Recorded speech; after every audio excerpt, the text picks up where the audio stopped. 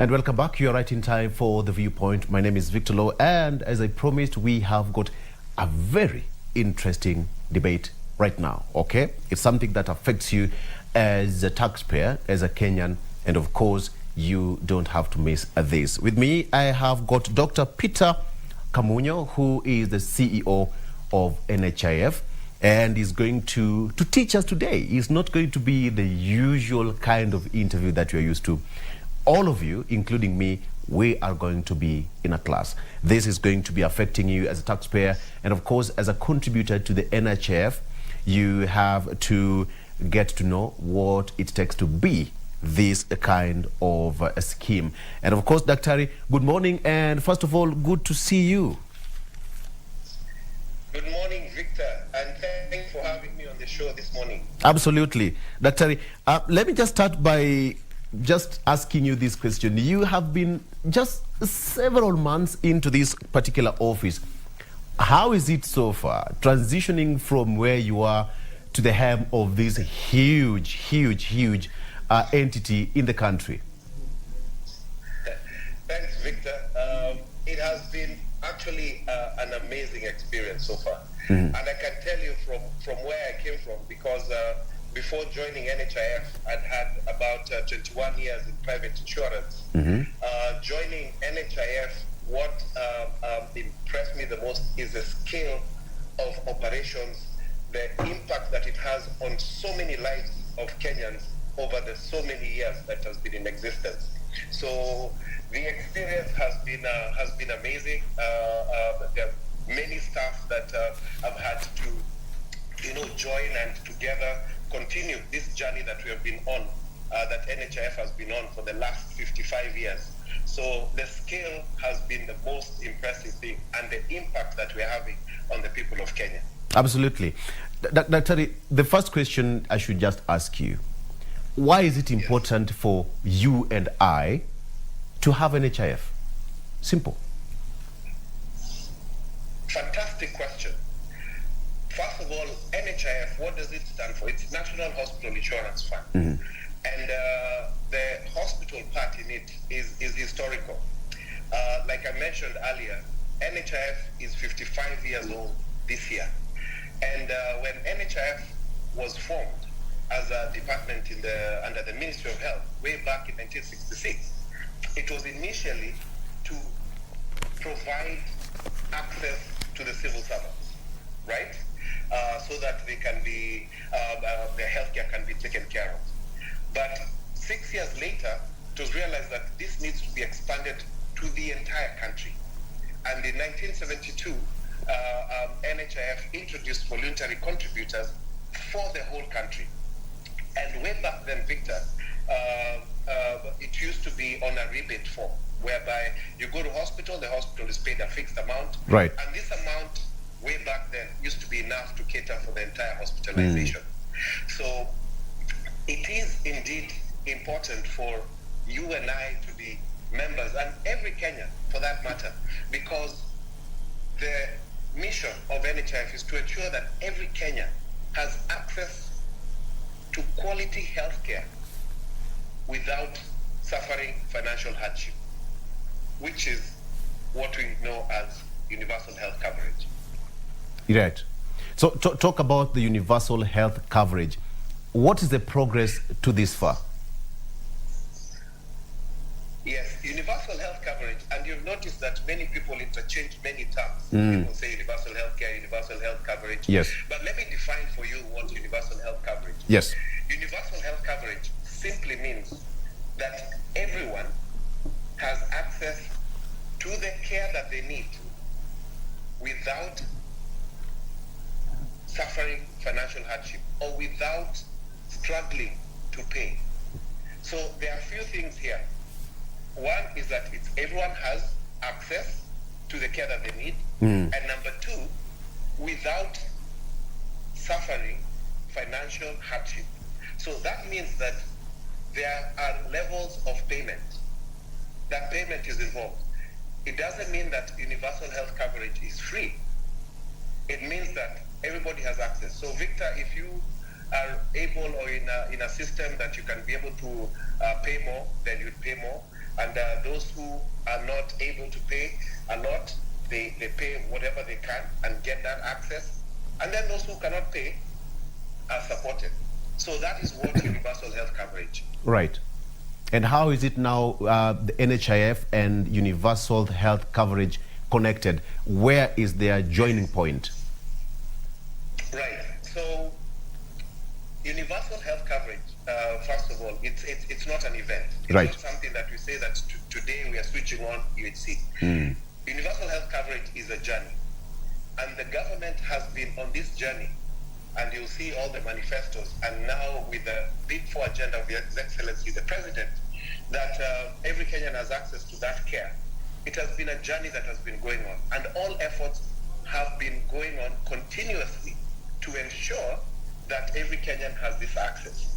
And if you recall, in 2018, we even had a pilot, which it was a different model, which was what we call input financing, where a few counties were selected and the healthcare providers in those counties yes. were provided with commodities and supported so that now everyone could just walk in and get treatment for free. But what we realized is that that model is not sustainable because healthcare actually costs and somebody has to pay for it.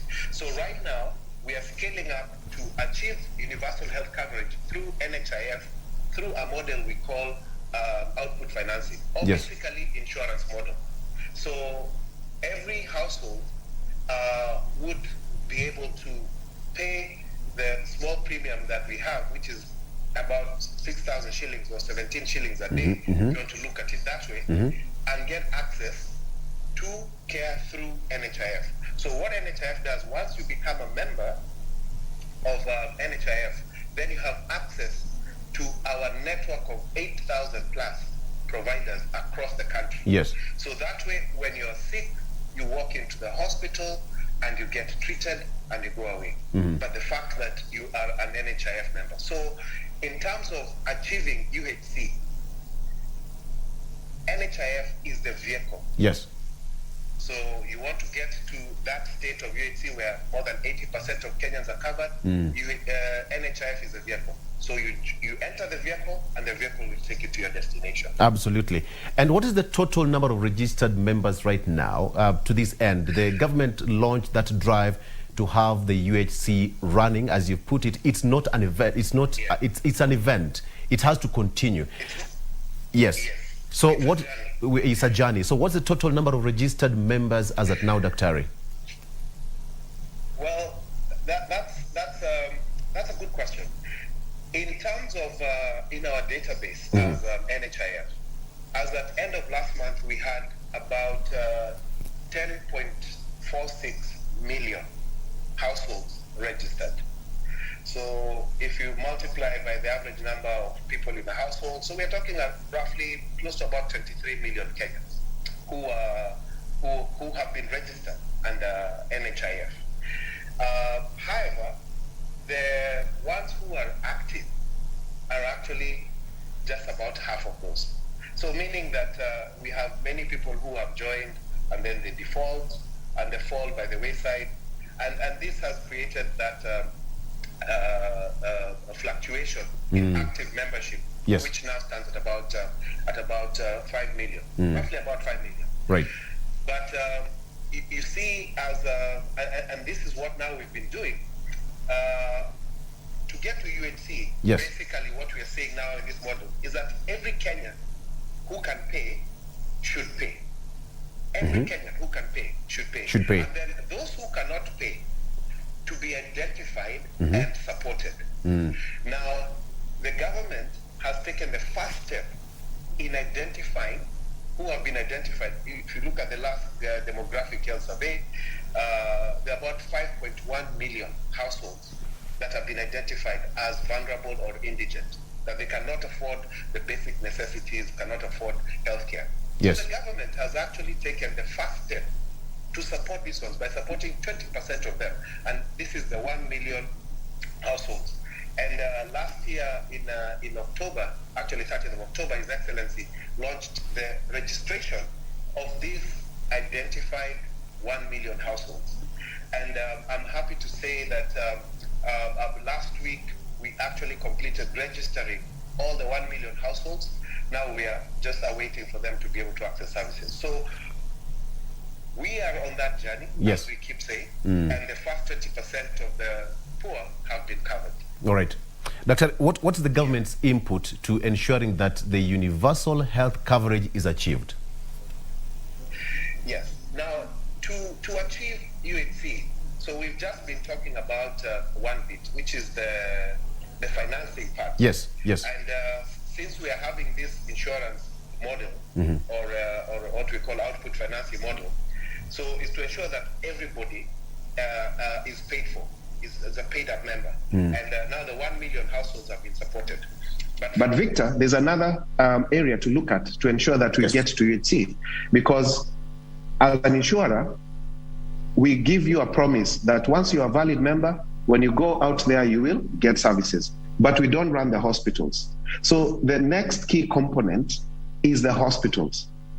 And you have seen the efforts by the Ministry of Health to upscale, starting from the level 6 hospitals. You've seen the efforts by the counties to upscale the county hospitals from level 5, now level 4, all the way down to the dispensary levels at level 2.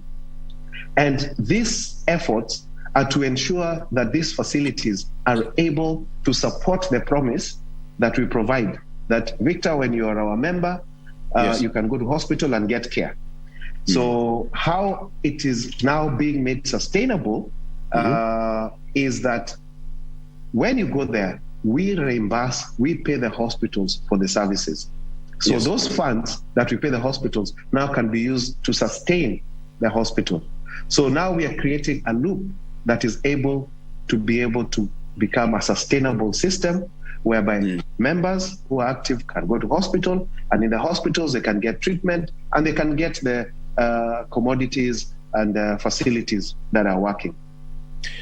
Dr.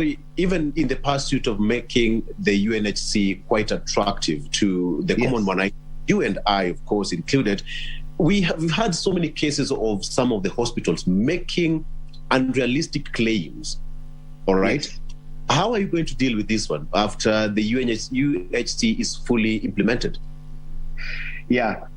And these are some of the challenges where you have third-party payment, whereby insurance is a business of trust, is a business of utmost good faith. Because at the end of a visit, a patient visit, what we get at the head office is pieces of paper, which we call the claim form, that has been written that Peter went to hospital, he had a cold, and he was treated like this, and this is the amount. And then we pay. So unfortunately, such a system tends to have also some fraudulent activities. And this is what we call the medical fraud. And globally, it is estimated at about even 20 to 30%. Even in this country, it is estimated to be about 20 to 30%.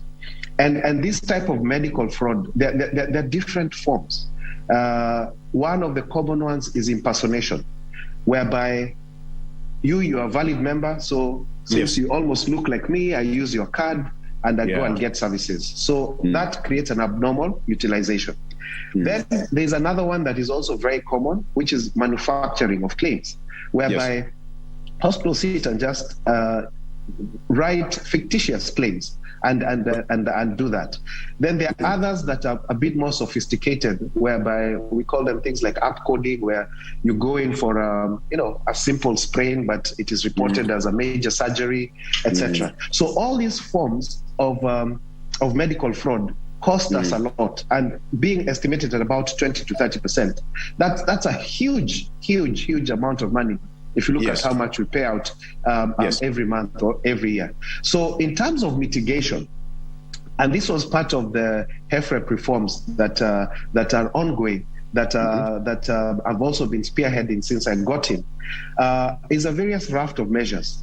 And the first one to, for example, cure the impersonation is we have introduced the biometric registration. I'm sure you've been seeing our campaigns around, going around the counties and registering all our members biometrically. So the access will be your fingers. Your fingerprint is going to be your access. So that at least will reduce the amount of fraud in terms of impersonation. Then the other thing that we are doing currently is an e-claim, whereby as opposed to those hard copy claims that come that people can write compositions, it is keyed into the system, and in real time it is delivered to us, and we're able to process. Now, what do these some of these changes do? One, they increase efficiency. It makes sure that when you go to hospital, you don't have to know somebody who knows somebody to get services. Your finger will be able to give you the opening, the access. And then also for the hospitals, because of the e-claim, the claims are able to be processed also much faster. But also, it reduces the incidence of fraud, because now we can detect the fraud quicker and faster. So all these systems are geared to make sure that the Kenyan, as we are scaling up to UHC, gets access easily, and we don't have wastage of funds, so that we can use those funds to improve the benefits that we offer. Absolutely. And I would imagine that in the fight to mitigate cases of fraud, I would imagine that you will be spending lots of money and, of course, expertise to invest on ICT. Yes. Right. Indeed. In fact, right now we are on what we are calling a 5-year ICT transformation progress, and we are poised to digitize. And this was one of the recommendations, because the scale that we have, Victor, we handle between 100 to 200,000 inpatients per month, close to even per month, close to about 1 million outpatients per month. A huge number. That's a huge number. This is a huge number. So to be able to do this efficiently, digitization is a must, and we are on it as we speak. In fact, even this week, the team is down here at the coast doing the biometric registration and e-claim installation in the facilities here. We've already finished doing the e-claim installation in Western Region. That was over 9 counties. Last week, we were proceeding with Nairobi and also Central in Nyeri. So we are really going around to ensure that digitization is completed as soon as possible to enhance the experience of our members as we scale up for universal health coverage. And to this end, how many counties have you covered so far in during the process? As of now, we have, in terms of fully e-claim, about 12 counties. Have been actually about 14 counties completed, and this is a process that will be complete by July 11th. Right. So we are moving very fast around the country, and we also urge where members see us camping at the Chiefs Camp, at the local hospitals, that they turn up in good numbers to have their biometrics, their fingerprints captured, because this is the way we will be identifying our members as we go ahead. Yes. Doctor, could you please just paint for me a picture how the universal healthcare would actually look like once it's fully operational, up and running? Just paint for me that picture to the local mwananchi, how it would look like once you're done with it and you say, I am done, I have achieved it. Okay. In fact, I will paint that picture in reverse, Victor. Please do. Nowadays, we know that when you receive that call, Uncle so-and-so, Sister so-and-so, and most of the messages that we get is, to Saidie, Nani has gone to hospital, we don't have money to pay for the bill, or we need to raise money for this surgery, or we don't have money for dialysis, now we have to sell the cow, we have to sell the shamba. Now, all those things that we do, including the harambes, in a state of universal health coverage, whereby everyone has access to quality care that they need without suffering financial hardship, means everyone can afford. Now, when we have that state of UHC, whereby you are a valid member of NHIF, what would that mean? It means that you walk into a hospital, especially our what we call Contract A, which is for public hospitals, and Contract B, which is mostly faith-based organizations and many other private hospitals that have what we call a comprehensive contract. It means that you will be seen. If it is an admission, you will be admitted, you will be treated, and you will walk out. But you have to have been a valid and an active member. So what we are doing now and how to see how you would see, it means that that worry of getting access to care has been removed. It means that you can walk to a hospital, get the services that you need, and get well and go back home. And at the same time, the hospitals would be supported by the reimbursements that we pay, because your visit, we are the ones now who will pay for it. And this goes now to that spirit of insurance, what we call risk pooling.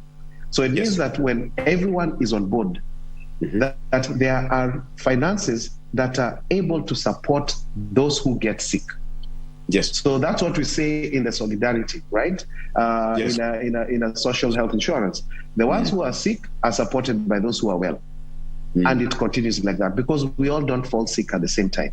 So a state of UHC, you and I, Wanjiko, Fatuma, Otieno outside there can be able to access care without suffering financially. And how much should Fatuma, Atieno, Wanjiko contribute monthly just to access this service? Yes. Now, our monthly, actually the annual contribution is 6,000. Monthly contribution is only 500 shillings. And this 500 shillings covers the principal member, so that would be Fatuma, and her spouse, and their children. For the National Health Scheme, we do not even limit the number of children. So it covers the principal member, the spouse, and their children for 500 shillings. So if you take an average family size of 5 people, it's like 100 shillings per person per month. You see what I mean? So it is very, very affordable. And for this, what do you get? You get outpatient care, which is something that we introduced in from 2015. And you get inpatient care. And you know we've also been doing the rebates, everything and all that. But in addition to that, there are many other packages that we've introduced. For example, dialysis. And during His Excellency, the President's speech on Madaraka Day, I'm sure you had him also painting that picture of a few years ago, somebody with kidney failure was literally doomed because it is expensive to manage. But right now, the hospitals, they have dialysis machines. So that means they're there. But then the other problem was, how do you afford? Because it costs about 6,000 shillings to 9,000 shillings for a dialysis session. And Victor, you need 2 to 3 per week. So here we are talking about 18,000 shillings per week. How many Kenyans can afford that? Very, very few. But through NHIF, that is covered. And that's what His Excellency was also saying, that through NHIF, that person is able to get cover and his life is sustained. His quality of life is maintained. Other packages like oncology, we cover for cancer treatment, both from the diagnosis, chemotherapy, radiotherapy. And when you combine all this, you find that for that 500 shillings a month, that is a benefit that if you did not have the cover, would cost you anywhere between 1 million to 1.5 million. Other covers like surgery, we cover both minor, major surgery, and even up to specialized treatment, up to 450, 500,000 shillings. So, and then other covers that I can mention, even rehabilitation. We know the challenges that we're having in our community right now, in terms of drug abuse, mental illness.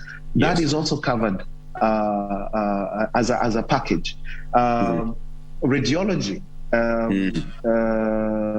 So X-rays, CT scans, MRIs are also covered. So for this very affordable amount, and I like looking at it as not even 500 shillings a month. I like looking at it as 17 shillings per family per day. Per day. So this is an amount that we can afford, and that's why you're seeing the government encouraging everyone to ensure that we are all members of NHIF. Dr. This sounds like a very good deal that many people are not aware of out there. Yes. Mm-hmm. Yes. Now, in terms of our transformation of the organization, we are increasing our communication, and we know communication is increasingly also becoming sophisticated, and that's why I'm also very happy for you, Victor, to have me on your show today. This is part of the efforts that we are also making to ensure that Kenyans know about this, and we have also our network of offices and service points. We have about 156 service points across the whole country. I'm sure you've seen our offices, which are about 103, and we're also in there are 70 fully fledged branches and another 33 satellite clinics, and then 53 Huduma centers where we are present. And then we've also enhanced our digital space and making it easy for our members.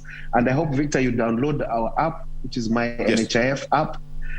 We also have a USSD, which is *155#, which is easy for you to make payments, easy for you to choose your facility for outpatient. And it's also with your number registered, you get notification when you go to hospital. So this is also another way that we are curbing the fraud and people using other people's cards. So if somebody uses your card, you get a notification. So we are increasing the awareness, and our teams are on the ground, and we are hoping that also you and I keep telling people, because also word of mouth is really, really important in ensuring that everybody is aware about NHIF and the benefits that they would get and how to get those benefits. Absolutely. And to that end, I think civic education is equally important, as you put it, so that that person out there can get the correct information. But even that is happening, do you really think the government should now have it mandatory then? Let me explain to you why. In social health insurance, everybody needs to be on board. In fact, remember the first question you asked about the membership. And I told you that we have 10.46 members as of the end of last month registered. However, only about 5 million are active. Now, the others who are not active, it's not that they do not benefit, they have not benefited. So this becomes a challenge that would hinder the sustainability of the fund, whereby we have people who come in. Let's say I know I need a surgery, so I pay, I join. Then after I get my surgery, so you've paid your 500, maybe 1,500 or your 6,000, then you get surgery of 180,000 shillings, for example. Then after that, you disappear. And somebody else does that. So you find that in this case, we are spending more than even what is being collected as a pool. Because a pool for insurance means that everybody is on board. So, and then the ones who get sick, the pool is enough to sustain them. And then the ones who are not sick are the ones who are supporting the other ones. And then when their time comes, hopefully it doesn't, they get sick, then the pool also supports them. So when we have this scenario whereby people only pay when they have a need, it is what we call in insurance adverse selection. And this drives the loss ratio and makes the fund not sustainable. So as a social insurer, whereby it is in the constitution actually that the desire of the Big Four and to get to everyone having the access, then we must take that position whereby everybody who can pay should pay, right? And then those who cannot pay to be identified and supported, so that now every Kenyan is on board. And once we have that, is covered, exactly. And once we have that, then the scheme will also be able to be sustained. I'm sure you remember even in 2018, where they were saying, is the scheme going to be sustainable? And we said, yes, it will be if people pay. So if we don't get adverse selection, if we have everybody on board, if we identify those who are in need and support them, then we'll be able to carry on. So it is indeed important for every Kenyan to be a member of the National Hospital Insurance Fund. Absolutely. And Dr. you talked about something quite fundamental here, that in this kind of scheme, people who are not able to pay should be supported. What do you mean by that? What I mean by that is that like now with the 5.1 million households that have been identified as indigent, in the first phase of UHC scale-up, the government has committed to paying for 1 million households. So, and then if you also see the counties are also using their funds to support those who are unable to support themselves in their counties. And I can give you a few examples. One like Kisumu County, they've introduced the Marwa cover, which is under through NHIF, and right now they've already covered 45,000 indigents, and they want to scale it up to 90,000. A county like Lamu has been paying for 20,000 indigents consistently. There are several members of parliament who are using their CDF to support indigents in their own counties. So when you add up these efforts, I see the position whereby all the 5.1 million households that are indigent will be supported. And these have also been identified in collaboration with the Ministry of Social Protection and through the Ministry of Health, the indigents, and using a tool to be able to identify them. And this will be an exercise that will continue year in, year out. And for that, the counties now took the leadership because they're the ones on the ground as well to provide those names. Then in addition to that, you see this one we've just been saying, Serikali's idea, but also as people who can afford, we're also encouraging business people, corporates, to also support the indigents.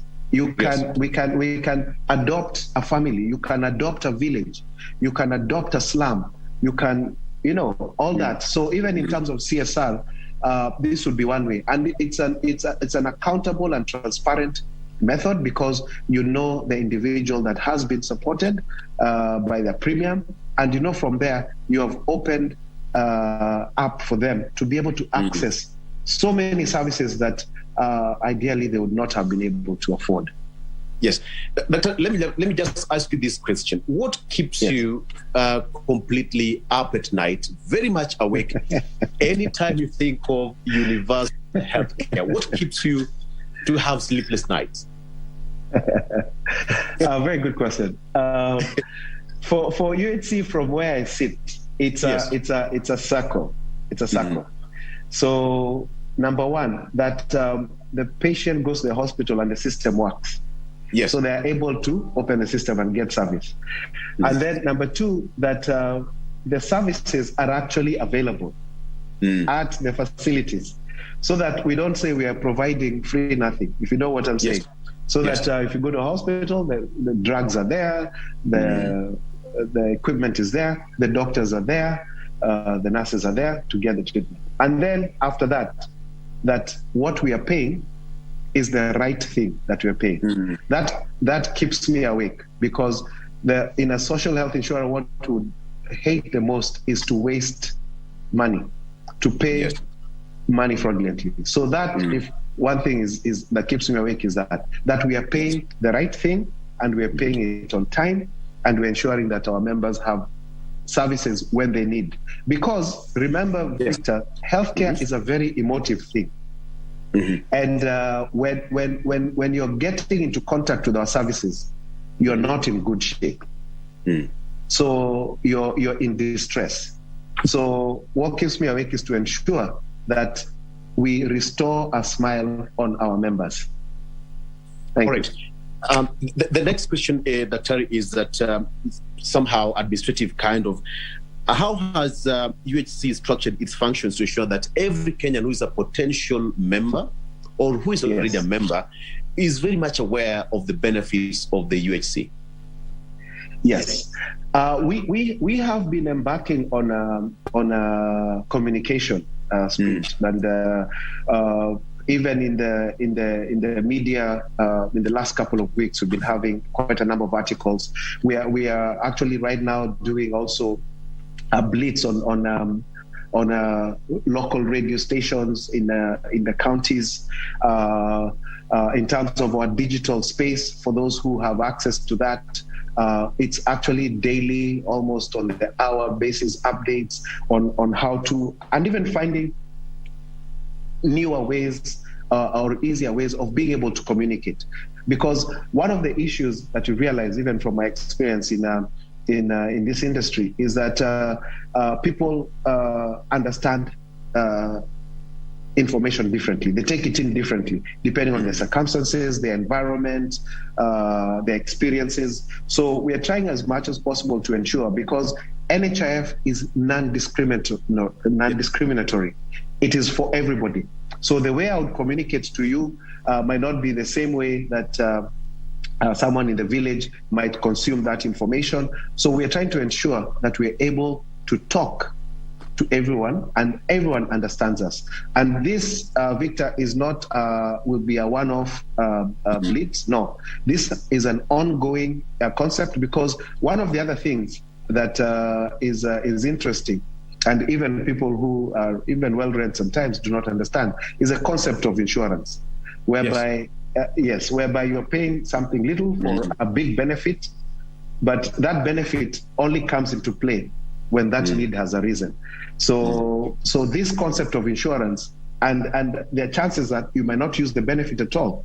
And if you don't use that benefit, you should be happy that you've not used an insurance benefit, because it means you've not incurred a loss or a difficulty. So those are the messages that we will continue sharing and enlightening people that be an active member throughout, and thank God when you're healthy and you're not using it.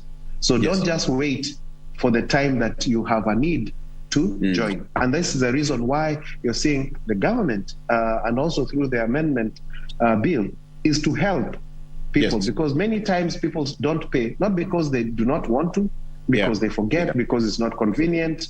Because if you look at it, Victor, everybody who has a vehicle, they have insured the vehicle. So you can imagine we've insured metal, yet the body which has made you able to get that, we are leaving it. So let's start and love ourselves and insure and make sure that we are fully insured. Medically first. That's interesting, Doctor. You said that we insure the metal, but we don't insure the body that drives the metal. Exactly. That's interesting. Doctor, you talked about going about 14 counties, and having in mind that health sector is a devolved kind of unit, all right? So how have you partnered with the county governments to drive this agenda seamlessly? Yes. That's a great question, because like I said earlier, number one, we don't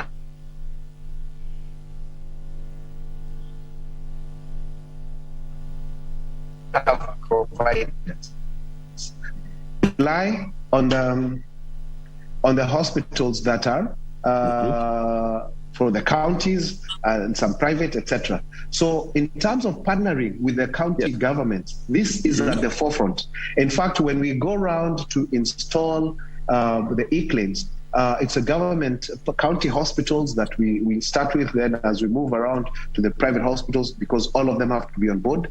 And the county leadership actually provides support, and we move along with them. So in as much as it's a devolved function, and they are in charge of that. So what we're also encouraging the counties is that the funds that we also reimburse the hospitals are also ring-fenced for those hospitals, so that the hospitals can continue to be self-sustaining and they can be able to grow. So as we move along, it is very important for us to continue this partnership that we have with the counties to be able to support them in being able to deliver UHC in the counties. Even looking at a county like we're now in conversation with Kitui County, where they're looking at supporting about 100,000 indigents and many others across. So this is a partnership that is ongoing, and we have solid presence in each and every county to be able to support that. Oh, okay. Doctor, at this point, we'll have to take a break. But when we come back, we'll have to ask you about the issue of scandal. How are people supposed to be so free and confident that their contribution and their money is safe under your watch? All right? You are the boss. This very short break, we have been talking to the CEO of NHIF, that is Dr. Peter Kamunyo. Back with him after this break. Stay around.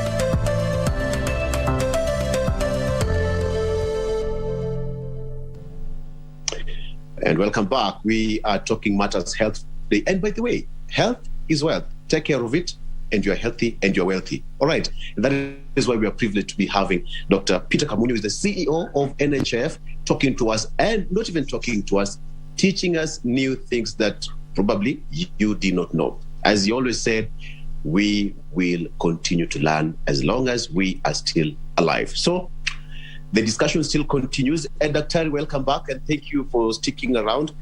Before we went on a break, I asked you a question about the scandal. It's been all over that people contribute, but they're a bit wary about the safety of their money. How can you assure that contributor or a potential contributor that his or her money is safe in your hands as the CEO of NHIF and as the custodian of UHC? Yeah. Tough question, Victor, but yeah, but you see, the number one is transparency and accountability. And that is what we are driving, and that is what we will continue driving. And even as we scale up for UHC, one of the positives about this output-based model or insurance model is that, Victor, you know that 10 people have paid and the premium is 6,000 times the number. So even the amount collected is known. In terms of payment, it is payment to the hospitals, and that is known, and is for services rendered. And the bulk of what we pay out is for claims. 90% of what we are paying out at the moment, 90% goes back to the hospitals for services that are given to our members. So to answer your question in terms of protection is, number one, to continue with the transparency and accountability. Number two, to ensure that we enhance digitization of all the systems so that you can be able to continuously make reference and review, and where there are red flags, they're able to be detected in good time. And that is one of the things. And then swift action to any activities. For example, over the last couple of weeks, a few like providers have been caught with fraudulent activities, a few individuals as well. And we have made sure that that has been taken through the legal process, and they are in court. So to ensure that there's also swift action taken when anomalies are taken. So basically, the answer to that is to increase efficiency, transparency, and accountability. And this would be supported by a digital platform so that you're able to track in real time and be able to intervene also in real time. So that is something that we will force and ensure that is whatever. Then also internally is working with the staff. One of the things that my 5 principles is number 1 is to listen. To listen to both internal and external customers, and also number 2 is the people both internally and externally, to be able to support them so that as we support Kenyans, we also internally are working as a family, and that is a key model that we're using to ensure that all the staff are also working well, to ensure all the staff are also accountable and delivering on their mandates. Yes. Okay, Doctor, you talked about health being an emotive issue, and of course, we also have as a nation Vision 2030 here up and running, and years are counting pretty fast. Where have you put universal health coverage on the Vision 2030? What is a vision? Yes. Some of the flagship programs under Vision 2030 have been supporting the scale up towards UHC. As I said at the beginning, UHC is not an event that we are carrying out now. It's an event that started way back. And if you look at some of the flagship programs, for example, the health insurance subsidy program for orphaned and vulnerable children, the health insurance subsidy program for the elderly and severely disabled. These are populations that are vulnerable, that the government has been supporting along the way. So if you look at it, because the only reason we are not in a state of UHC is because not all Kenyans have paid up who can pay. But the government has been on this effort. The Linda Mama program, to ensure that every expectant woman in this country has access to assisted delivery.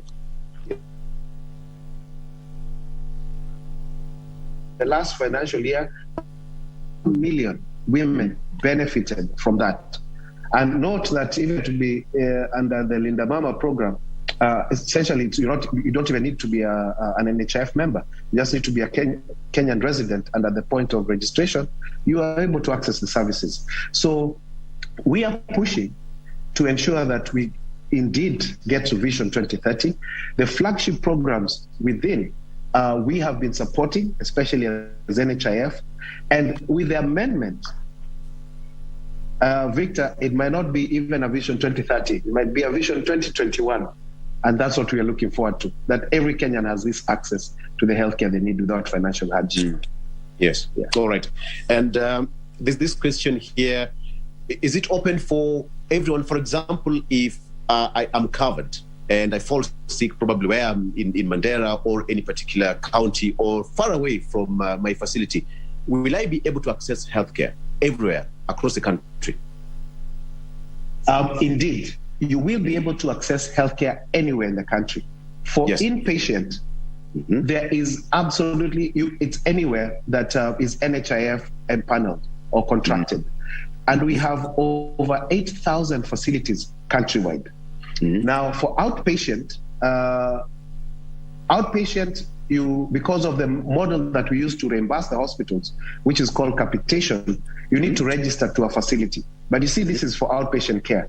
And once you register in a facility where you usually are domiciled, you'll be able to access services there, right? But should you fall sick in an area where you for outpatient where it's not, then through our pre-authorization process, you can be able to access. But the critical issues where you require inpatient, you can access care anywhere in our contracted facilities.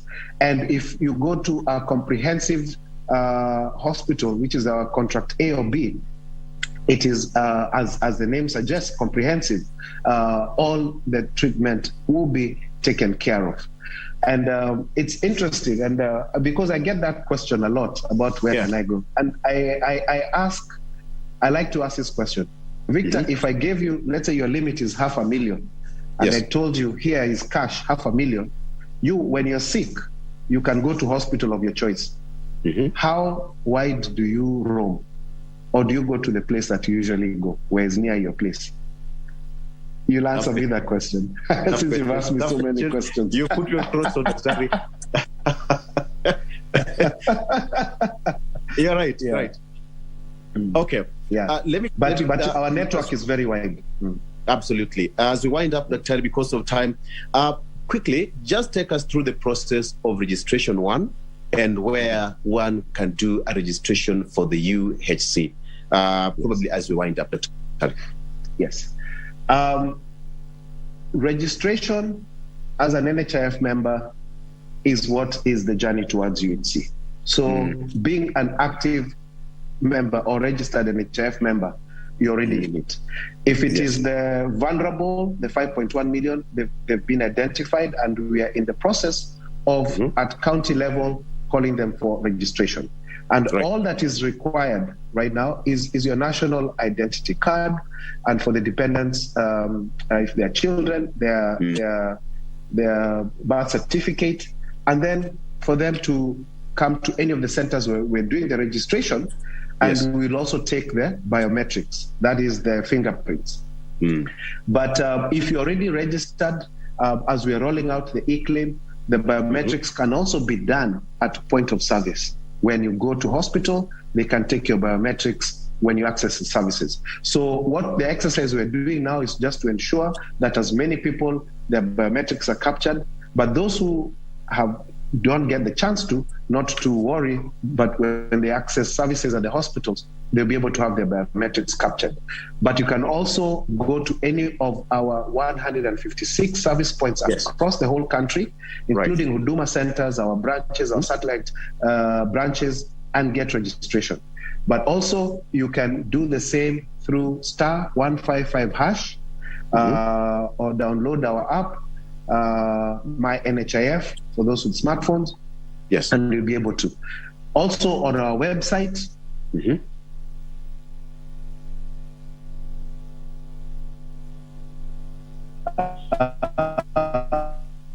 can access, you can call line, and our customer experience officers would be able to assist. So there are many ways we've seen and tried to ensure that every Kenyan can be able to register. Thank you. Terry, allow me to say that should be a healthy way to end this discussion. Right? Absolutely. Thank you so much. That is Dr. Peter Kamunyo, who is the CEO of NHIF. We've learned so much, all right? So many things that probably you did not know, and now we've got it from the horse's mouth. And of course, it's quite important. Go out there and register yourself, because health is wealth, all right? Let's take a break, but we'll come back. Lifestyle is up next with Doreen Arange. There is an amazing discussion coming up after this break. Stick around.